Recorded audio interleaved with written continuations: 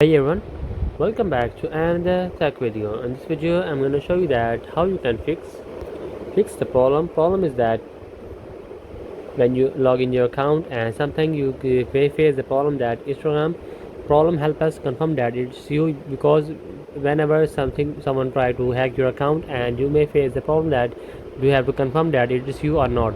So you want to fix that issue. Just simply you have to just go back to your Instagram and just log out the account and just simply go back to your phone setting, just have a setting and just go to connection and you have to make sure that you have a strong Wi-Fi connection. Also make sure that VPN is not connected.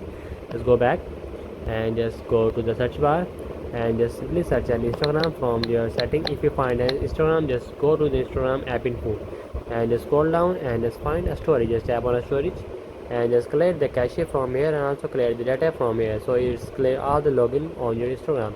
Just simply go back and just simply uninstall the Instagram and just again go to Play Store and search on Instagram and just install the Instagram from here and just simply go again to Instagram and just log in your account and your problem gonna fix.